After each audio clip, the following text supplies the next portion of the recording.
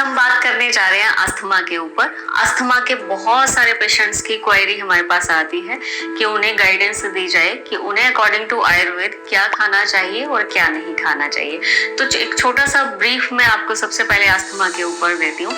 Asthma एक lungs की होने वाली बहुत ज्यादा क्रॉनिक डिजीज है। इतनी क्रॉनिक डिजीज है कि अगर आप 2 मिनट में पेशेंट को कई बार ना संभाल पाए तो पेशेंट की डेथ तक भी पॉसिबल है। और इस चीज के लिए फूड कितनी ज्यादा अहमियत रखता है वो मैं आज आपको बताऊंगी। हमारा जितना भी ह्यूमन बॉडी का बेस है, चाहे क्रिएचर्स हैं या एनिमल्स हैं, वो सारे फूड के ऊपर और लाइफस्टाइल के ऊपर ही जीवित रहते हैं। इसी तरह से अगर आप प्रॉपरली देखें तो आप एक डिफरेंशिएशन भी कर सकते हैं कि जानवर इंसानों के कंपैरिजन में बहुत कम बीमार पड़ते हैं, उन्हें बहुत कम ऑटोइम्यून डिजीजेस होती हैं और बहुत कम शॉर्ट टर्म डिजीजेस होती हैं। तो ये सारा का सारा जितना भी चीजें हैं वो हमारे ब्रेन सोचने समझने की शक्ति के ऊपर, हम कैसा सोचते हैं, अपने दिमाग को कैसा भोजन देते हैं और शरीर के लिए कि हम क्या खाते हैं, सारी की सारी चीजें जो हैं उसी के ऊपर डिपेंड की जाती हैं।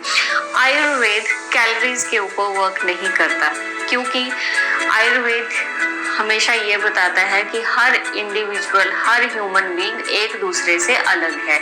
और अगर एक ही बीमारी 10 पेशेंट को या 5 पेशेंट को या 100 पेशेंट्स को है तो उसका कॉज अलग अलग होगा, रूट कॉज उस बीमारी में हर पेशेंट पे अलग रहेगा, इसलिए लाइन ऑफ ट्रीटमेंट भी अलग से रहता है। अब सबसे पहले हम बात करेंगे कि अस्थमा के पेशेंट्स को क्या खाना चाहिए। अस्थमा वाले पेशेंट्स को, क्योंकि अस्थमा मैंने आपको बताया कंप्लीटली बात इम्बैलेंस का रोग है। जब वो बात पूरी तरह से प्रकोपित हो जाता है तो हमारे लंग्स में जब हम सांस छोड़ने की कोशिश करते हैं तो उसमें हमें एक्सलेशन में दिक्कत आती है, और इतनी की एक्सलेशन में दिक्कत आती है कि शॉर्ट वाइल के लिए अगर इसको प्रॉपर उस समय में ठीक ना किया जाए तो जब अस्थमा के अटैक्स होते हैं तो कई बार पेशेंट मर भी सकते हैं। इसलिए जब भी आपको इस तरह की बहुत क्रॉनिक स्थिति हो तो आप उस टाइम पे इनहेलर या कोई भी इमरजेंसी का जरूर सहारा लें, और इस बीमारी को पूरी तरह से अच्छे से हील करने के लिए आप आयुर्वेदिक लाइफस्टाइल, आयुर्वेदिक डाइट को अपने खाने में जरूर इंक्लूसिव कीजिए। ऐसे पेशेंट को क्या खाना चाहिए? सबसे पहले मैं अनाज की बात करती हूँ। ऐसे पेशेंट्स को इस तरह का अनाज खाना चाहिए जो खा के उनके अंदर बिल्कुल पूरी तरह से चिपके ना। जितना बॉडी को रिक्वायरमेंट है बॉडी उसको एब्जॉर्ब करे, और जो वेस्ट मटेरियल है वो पूरी तरह से एज अ फाइबर उसमें वर्क करे और हमारे इंटेस्टाइन, स्मॉल इंटेस्टाइन और लार्ज इंटेस्टाइन दोनों को ही पूरी तरह से क्लीन कर दे। तो ऐसे अनाजों में सबसे अच्छा जो अनाज माना जाता है वो है बार्ले, जौ माना जाता है, क्योंकि जौ एक्चुअली जौ की जो प्रकृति है वो थोड़ी सी हैवी है नेचर में, तो जैसे हम उसको खाते हैं उस साथ के साथ ही डाइजेस्ट हो जाता है। गुरु है, थोड़ा भारी है और एक बहुत अच्छा लैक्सेटिव भी काम करता है। दूसरे नंबर पे बाजरा भी खाया जा सकता है। बाजरा बहुत ही अच्छा जो है अनाज अस्थमैटिक पेशेंट्स के लिए माना जाता है। अगर आपको ये खाने में दिक्कत आए तो आप इसमें थोड़ा सा 1-2 चम्मच घी ऐड कर सकते हैं, कोई भी सब्जियां कद्दूकस करके भी डाल सकते हैं। अब दूसरे नंबर पे मैं बात करूंगी कि ऐसे पेशेंट्स को किस तरह के ऑयल्स का सेवन करना चाहिए। अस्थमा के पेशेंट्स के लिए तिल का तेल खाने में बहुत ज्यादा उपयोगी रहेगा, क्योंकि तिल का तेल सबसे बड़ा बात शामक है। ये रोग बात का है और बात के लिए तिल का तेल बहुत अच्छा काम करता है। दूसरे नंबर पे अलसी का तेल। अलसी का तेल भी ऐसे पेशेंट्स खा सकते हैं क्योंकि वो भी बात शामक है और थोड़ा हैवी होता है डाइजेशन के लिए, लेकिन जो भी चीज डाइजेशन में हल्की सी हैवी होगी वो अस्थमा के पेशेंट्स पे बहुत अच्छा वर्क करेगी। इसके बाद तीसरे नंबर की हम बात करें कि ऐसे पेशेंट्स को मीठे में क्या लेना चाहिए, तो अस्थमा के पेशेंट्स के लिए हमेशा ही एडवाइस किया गया है गुड़। जी हाँ, आप गुड़ का मीठा अगर आपकी खाने की इच्छा है तो आप हमेशा गुड़ खाइए या फिर आप खजूर खाइए।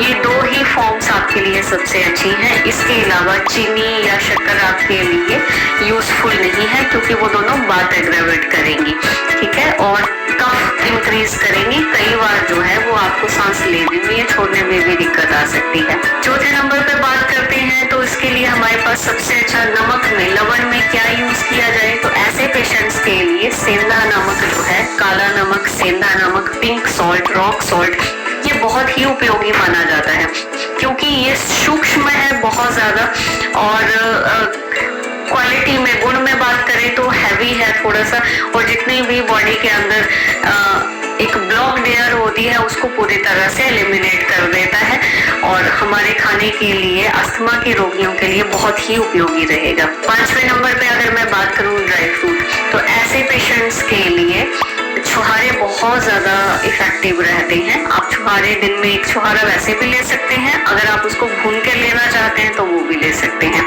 छुहारे के अलावा आप अंजीर ले सकते हैं, किशमिश ले सकते हैं, बादाम ले सकते हैं। आप चाहे तो उनको सोक कर लीजिए ओवरनाइट, 12 घंटे सोक कीजिए, और 12 घंटे सोक करने के बाद दिन में आप कभी भी ले सकते हैं। इसके बाद आगे मैं बात करूं कि आप लोगों के लिए कौन सी वेजिटेबल्स सबसे अच्छी हैं, तो आपके लिए बैंगन की सब्जी बहुत अच्छी है, क्योंकि बैंगन बात शामक है, एक तरह से पित्त अग्रवेट करते हैं लेकिन बात को पूरी तरह से उसका नाश कर देते हैं। तो ऐसे पेशेंट्स के लिए बैंगन की सब्जी बहुत अच्छी है। करेले की सब्जी भी बहुत अच्छी है, क्योंकि करेला भी बॉडी में जो ब्लॉक एयर होती है उसको ओपन करने के लिए बहुत ज्यादा काम आता है। सूप बना सकते हैं आप अपने खाने में, डाइट में। फ्रेश वेजिटेबल, घिया, टिंडा, तोरी, गाजर, शलगम, ऐसी चीजें आप जो है वो खाने में यूज कर सकते हैं। बथुए का साग आपके लिए बहुत ज्यादा अच्छा है। जितनी भी फ्रेश सीजनल वेजिटेबल्स होती हैं जो बात को ना बढ़ाएं, ऐसी चीजें आप ले सकते हैं। दालों की अगर मैं बात करूं तो इसमें कुल्थी की दाल, होस्ट ग्राम जिसको कह देते हैं, वो बहुत अच्छी रहेगी आपके लिए, क्योंकि वो नेचर में थोड़ी गर्म होती है और बात शामक रहती है। तो ये पल्सेस आप यूज कर सकते हैं। अस्थमा के रोगियों के लिए हमेशा एडवाइज्ड रहता है कि वो खाना जो है रूम टेम्परेचर या वार्म, जो थोड़ा वार्म होता है, गर्म होता है खाना, हमेशा ऐसा ही खाना खाएं। कभी भी ठंडा कोल्ड टेम्परेचर की चीजें आप नहीं लें। तो आप जब नॉर्मल रूम टेम्परेचर या वार्म फूड लेंगे तो वो इजीली डाइजेस्ट हो जाएगा, आपके शरीर को हल्की सी गर्माहट भी देगा, और आपके लिए यही सबसे उचित रहेगा। स्पाइसेस की मैं बात करूं तो ऐसे पेशेंट्स के लिए जीरा बहुत ज्यादा उपयोगी माना जाता है, लहसुन बहुत उपयोगी माना जाता है। इसके साथ हींग आपके लिए बहुत अच्छी एक रेमेडी हो सकती है। बाकी गरम मसाले आप ले सकते हैं, लौंग ले सकते हैं अपने खाने में, अदरक, लहसुन, प्याज, ऐसी हर चीज ले सकते हैं। अब दूसरे नंबर पे अभी मैं बात करूंगी कि ऐसे पेशेंट्स को कैसा खाना नहीं खाना चाहिए। आपको नहीं वाले खाने पे ज्यादा ध्यान देना है, क्योंकि ज्यादातर आजकल के टाइम में लोग इसी तरह का खाना जो है वो खाते हैं, उनकी दिनचर्या में यही खाना इन्वॉल्व रहता है। तो ऐसे पेशेंट्स को मिल्क प्रोडक्ट्स जो हैं, जिसको हम डेयरी कह देते हैं, जिसमें दूध आ जाता है, दही आ जाता है, मक्खन आ जाता है, खोया आ जाता है, मलाई, मिठाई, इस तरह की चीजें आ जाती हैं। ऐसी चीजें, डेयरी प्रोडक्ट्स पूरी तरह से बंद करने पड़ेंगे।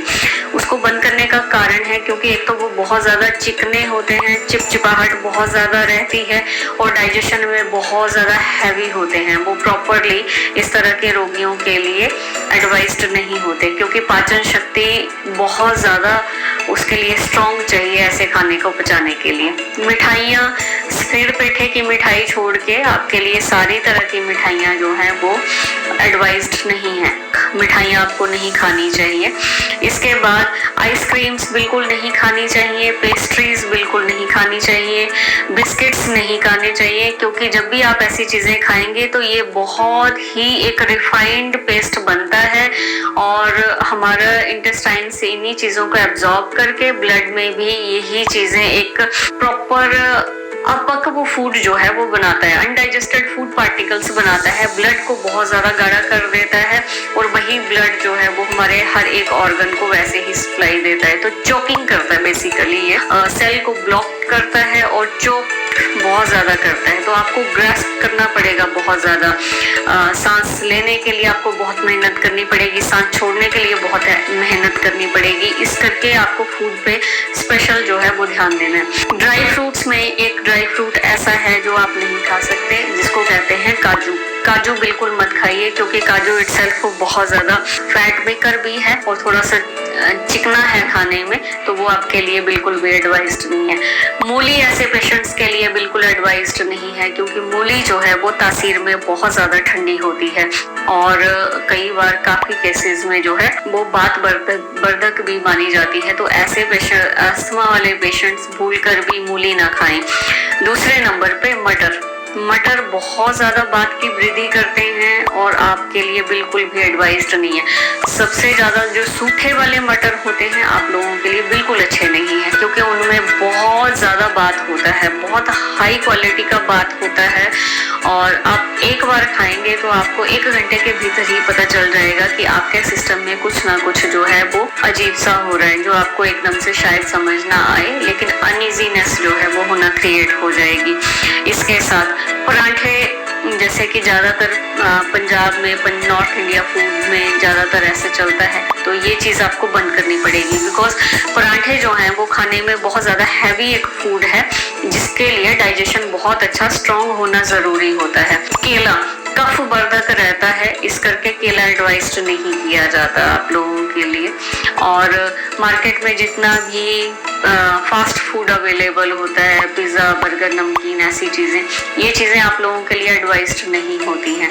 आप लोगों के लिए खाने में सबसे आप लोगों को ध्यान रखना है कि आप बिल्कुल हल्का खाना खाएं, सुपाच्य खाना खाएं, जो एनर्जी ज़्यादा दे और शरीर में डलनेस, जड़त्व जिसको कह देते हैं, शरीर का भारी हो जाना या खाना खाते ही नींद आना, ऐसा खाना आपको नहीं खाना है।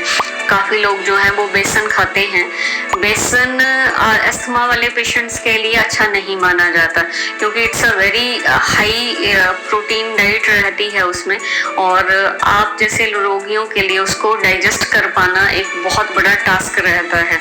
तो ये इजीली डाइजेस्ट नहीं होगा तो ये बात का प्रकोप और ज़्यादा बढ़ा देगा, इस करके वो भी एक रिफाइंड फूड की कैटेगरी में आ जाता है।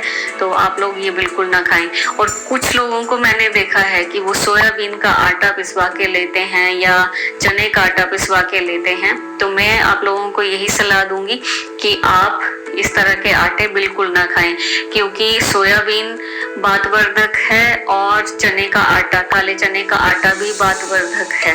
तो ये आप जैसे रोगियों के लिए खाना बिल्कुल भी अच्छा नहीं है। ये आटे सिर्फ वही लोग पचा सकते हैं जिनको किसी तरह की कोई बीमारी नहीं है और उनका डाइजेशन जो है वो बहुत ज़्यादा स्ट्रॉन्ग है। तो आप लोगों को अपने खाने पे बहुत ज़्यादा मेहनत करने की ज़रूरत है। अब अस्थमा के रोगियों के लिए बहुत कुछ चीज़ें ऐसी भी हैं जो आप अपने खाने में इंक्लूसिव करेंगे तो आपको उसके रिजल्ट बहुत अच्छे देखने को मिलेंगे। जैसे आप हमेशा गुनगुने पानी में डाल के और 1 चम्मच शहद डाल के ले सकते हैं, चाहे दिन में 1 बार लीजिए, 2 बार लीजिए, 3 बार भी ले सकते हैं। आप लोग जब भी खाना खाएं उसके बाद थोड़ा सा गुड़ हमेशा ज़रूर खाएं, क्योंकि जब भी आप खाने के बाद थोड़ा गुड़ खा लेंगे तो गुड़ सारे खाने को डाइजेस्ट कर देगा। बहुत ज़्यादा खाने की ज़रूरत नहीं है, थोड़ा बहुत आप ले सकते हैं। हाँ, आप गुड़ की बनी चाय कभी कभार लेना चाहते हैं तो ले सकते हैं, लेकिन चाय में दूध जो है वो कम से कम 1 या 2 चम्मच, इससे ज़्यादा दूध आप लोगों के लिए एडवाइज्ड नहीं होता है। और आप लोगों के लिए सूप्स बहुत अच्छे काम करेंगे। सूप फ्रेश वेजिटेबल्स जैसे टमाटर का हो गया, अदरक का हो गया, लेमन कोरिएंडर हो गया, ऐसे कोई भी सूप घर में बना लीजिए और वो सूप लीजिए, लेकिन उस सूप को गाढ़ा करने के लिए कोई भी थिकनिंग एजेंट उसमें नहीं डालिए। जैसे हम लोग कई बार अरारोट या कोई बेसन का तड़का लगा के इस तरह से भी सूप्स बना देते हैं, तो वो चीज़ें आप लोगों के लिए एडवाइज्ड नहीं है। सिंपल वेजिटेबल सूप्स, दालों के सूप आप लोगों के लिए एडवाइज्ड नहीं है। सिर्फ कुल्थी का दाल का सूप बना सकते हैं, उसका पानी पी सकते हैं। बाकी अदरक की सब्जी, लहसुन की सब्जी, प्याज की सब्जी, ये आपके लिए बहुत अच्छी रहेगी। आप इस तरह की कोई भी सब्जी ले सकते हैं। पानी आप लोगों को कैसा पीना चाहिए, ध्यान रखिए कि मैक्सिमम आजकल सोशल मीडिया भरा पड़ा है इस चीज़ से, जो आपको हमेशा ये गाइडेंस देता है कि 10-12 ग्लास रोज पानी पीजिए, 2 लीटर पानी पीजिए, 4 लीटर पानी पीजिए। देखिए, पानी का अपना एक नेचर है, और पानी का नेचर क्या है ये आप सबको पता है। कहीं पे भी भीषण जितनी मर्जी आग लगी हो, उस आग को पानी बुझा देता है। तो इसका सिंपल सा अर्थ ये हुआ कि पानी का जो नेचर है वो शांत करना है। अग्नि को, शरीर के अंदर एक नॉर्मल टेम्परेचर होता है और एक जठर अग्नि जिसको बोलते हैं, जो हर तरह का खाना पचाने के लिए हमें उस अग्नि की रिक्वायरमेंट पड़ती है। तो वो अग्नि जो है वो पूरी तरह से जब भी हम खाना खाते हैं उसको धीरे धीरे करके पचाती है। तो हम जितना ज़्यादा पानी पिएंगे, अस्थमा के रोगियों की मैं बात कर रही हूँ, तो वो उतने ज़्यादा कमज़ोर होंगे और उनको उतने ही ज़्यादा सांस की दिक्कत जो है वो बढ़ेगी, क्योंकि पानी का नेचर ठंडा है, शांत करना है, अग्नि को बुझा देना है, और ये बात को प्रकोप को बढ़ाता है। ठीक है, पानी का नेचर है पित्त, शांति देना, शांत करना। तो इसलिए अब आप कहेंगे कि हम पानी नहीं पिएंगे तो हम क्या पी सकते हैं? पानी की जगह आप पानी का नेचर थोड़ा सा बदल दीजिए। पानी को आप हल्का सा गुनगुना करके लीजिए। बहुत गर्म नहीं लेना चाहते तो कोई बात नहीं, जस्ट गुनगुना कीजिए और गुनगुना करके आप पानी पीजिए। अस्थमा के रोगियों के लिए बहुत अच्छा रहेगा अगर आप पानी में सेंधा नमक एक आधी चुटकी डाल के उसको लें और उसको पिए सिप सिप करके, वो भी आपके लिए बहुत अच्छा है। अगर आप हर्बल वाटर बनाना चाहते हैं तो अदरक का पानी उबाल के रख लीजिए, उसको आप पी लीजिए। जैसे आप चाय पीते हैं वैसे भी पी सकते हैं, या और गुनगुना करके सिप सिप करके भी पी सकते हैं। फ्रिज में रखा हुआ ठंडे टेम्परेचर का पानी, कोल्ड ड्रिंक्स, इस तरह के जूसेस, ये चीज़ें आप लोगों के लिए एडवाइज्ड नहीं है। इसके अलावा ऐसे पेशेंट्स हमेशा अपने लंग्स की कैपेसिटी को बढ़ाने वाले एक्सरसाइजेस जरूर करें, जिसमें सबसे अच्छी एक्सरसाइजेस है बैलून को फुलाना। 10-15 बैलून दिन में सुबह और शाम फुलाने की कोशिश कीजिए, उससे आपके लंग्स जो हैं वो एक्सपैंड होंगे। अगर पर्टिकुलर किसी एरिया में कहीं पे कोई म्यूकस जो है वो जमा हुआ भी होगा या कहीं पे कोई ब्लॉकेज रहेगी तो वो पूरी तरह से निकल जाएगी। लंग्स की जो स्ट्रेंथनिंग होगी अच्छी खासी, उनमें स्टैमिना बिल्डअप होगा। अगर आपको बहुत क्रॉनिक अस्थमा नहीं है तो आप स्विमिंग भी ट्राई कर सकते हैं, क्योंकि स्विमिंग भी स्टैमिना बिल्डअप करने में बहुत अच्छा एक रोल प्ले करती है। आप साइकिलिंग कीजिए, धीरे धीरे साइकिल चलाइए, धीरे धीरे करके अकॉर्डिंग टू आपकी हेल्थ को ऑब्जर्व करते हुए धीरे धीरे साइकिलिंग करना स्टार्ट कीजिए। 1 किलोमीटर से 5-10 किलोमीटर डेली चलाने की कोशिश कीजिए, वो भी आपके लिए ब्रीदिंग के लिए बहुत अच्छी एक एक्सरसाइज रहेगी। इसके अलावा आप अनुलोम विलोम प्राणायाम जरूर कीजिए, 10 से 15 मिनट डेली, दिन में सुबह और शाम। उससे ऑक्सीजन कंटेंट आपके फेफड़ों के अंदर बहुत ज़्यादा लेवल पे जो है वो आ जाएगा। सबसे इम्पॉर्टेंट बात, रात को आप जब सोते हैं तो आपका रूम जो है वो पूरी तरह से एक अच्छी एयर के साथ फिल्ड अप होना चाहिए। उसके लिए आप दिन के टाइम में अपने रूम को पूरी तरह से हम कह सकते हैं कि एक प्यूरिफाइड एयर्स के साथ उसको फिल कीजिए। खिड़कियां दरवाजे खोल के रखिए, सो दैट जितनी भी वहाँ की एयर है वो एक तरह से क्रॉस हो जाए और अच्छी एयर वहाँ पे आए, उससे आपको इजी जो है वो फील होगा। और इसमें एक चीज़ और है, अगर आप शाम को रात के टाइम पे घी के दीपक जला के रखें, गाय का घी, देसी घी के दीपक, तो वो भी आपके लिए बहुत अच्छा है, क्योंकि उसमें स्मॉल फ्यूम्स होते हैं जो ऑक्सीजन को बढ़ाते हैं। ऑक्सीजन की कैपेसिटी घर के अंदर जो है वो उसको फिल अप करके रखते हैं, वो भी आपके लिए बहुत अच्छा है। और आप जब भी सोएं तो मैं आपको एक चमत्कारिक चीज़ बताती हूँ जो आप हमेशा अपने बेड के पास रखिए या अपने पास रखिए। आप कहीं से अच्छा भीमसेनी कपूर ले लीजिए और उसको रुमाल में या किसी कपड़े में बांध के रख लीजिए, अपने हमेशा पास। पॉकेट में डाल के भी रख सकते हैं, या अगर आप चाहें तो आप उसमें भी रख सकते हैं, बेड के साइड में भी रख सकते हैं। जब आपको लगे कि आपको सांस आने में दिक्कत आ रही है या कोई इस तरह की प्रॉब्लम है तो आप जल्दी से वो कपूर लेके उसको जस्ट स्मेल कीजिए, लंबी लंबी सांसें लीजिए और एक्सहेल कीजिए। इससे आपको एकदम से फर्क पड़ेगा। जो आपको एक बहुत ज़्यादा स्ट्रगल करना है आपकी ब्रीदिंग को लेके, वो स्ट्रगल आपको नहीं करना पड़ेगा।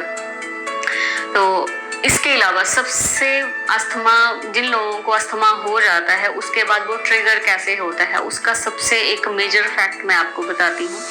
जिन लोगों को अस्थमा होता है उनमें ट्रिगरिंग एजेंट में एक चीज़ सबसे ज़्यादा काम करती है, वो है पैनिक अटैक्स। जब ऐसे पेशेंट्स जो हैं घबरा जाते हैं और उनको स्ट्रेस बहुत ज़्यादा हो जाता है, एंजाइटी बहुत ज़्यादा हो जाती है, तो ऐसे पेशेंट्स के लिए मेरी एडवाइस यही है कि आप कोशिश कीजिए कि आपको कम से कम तनाव हो, कम से कम स्ट्रेस हो और आप हमेशा रिलैक्स मोड में ज़्यादा रहें। क्योंकि जब भी आप घबराएंगे, पैनिक अटैक होगा, तो आपके लंग्स की जो एक्सहेल करने की कैपेसिटी है उसमें दिक्कत आएगी। आपकी विंड पाइप जो है वो बिल्कुल पूरी तरह से स्क्वीज हो जाएगी, नर्वस सिस्टम बहुत ज़्यादा स्क्वीज होगा और वीक हो जाएगा, जो आपको दिक्कत करेगा एक्सहेलेशन में। इनहेलेशन में ज़्यादा दिक्कत ऐसे पेशेंट्स को नहीं रहती, एक्सहेल करने में दिक्कत आती है। तो ये चीज़ें रहेंगी। आप अपने आप को इस करके हमेशा स्ट्रेस से, तनाव से दूर रखिए। हर चीज़ को समझदारी से सॉर्ट आउट करने की कोशिश कीजिए। Just try to change your nature और try to avoid such type of situations, things जो आपको इस तरह की पैनिक सिचुएशन की तरफ आगे ले जाएं। और कुछ अस्थमा के पेशेंट्स में इमोशंस भी ट्रिगर आउट होते हैं। इमोशंस का मतलब कई बार पेशेंट अंदर ही अंदर सफोकेट होता रहता है इमोशनल ट्रॉमास की वजह से, या उसको जैसे कोई भी बात का ट्रॉमा हो सकता है जिससे जब वो पर्सन व्यक्ति अपने इमोशंस नहीं किसी के साथ शेयर करता तो बहुत हैवी एक इमोशंस जो है वो एक जगह पे जब उनकी क्लस्टरिंग हो जाती है तो वो चेस्ट पे बहुत ज़्यादा हैवीनेस एक क्रिएट कर देता है। बहुत भारी और तनावपूर्ण आप महसूस करते हैं और सफोकेट होते हैं। उस टाइम पे भी ऐसे रोगियों के लिए सांस छोड़ना एक बहुत बड़ा चैलेंज हो जाता है। तो आप कोशिश कीजिए कि आप अपने इमोशंस हमेशा अपने फ्रेंड्स के साथ, फैमिली के साथ शेयर करते रहें और आप इस तरह के ट्रॉमा से बाहर रहें। आई होप मैंने आपको इस वीडियो में जो भी जानकारी दी है वो आप लोगों के लिए काम आए और बहुत ज़्यादा इसकी वैल्यू साबित हो। और अगर कोई भी क्वेश्चंस आप हमसे किसी भी चीज़ के रिगार्डिंग पूछना चाहें, कोई कमेंट्स हो तो कमेंट बॉक्स में लिख के ज़रूर आप डाल सकते हैं। और अगर आप हमारे कंसल्टेंट से बात करना चाहते हैं तो नीचे नंबर फ्लैश होते हैं, आप उन पे जाके नेक्स्ट इंक्वायरी कर सकते हैं। Thank you so much. Thank you.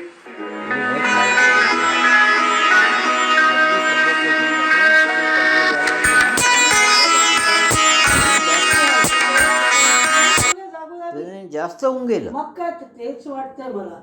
नहीं, उससे फायदा होता है ये तो बोल रही, काय माहिती मला तर ते ये फायदा बोल रही है। लक्षात येत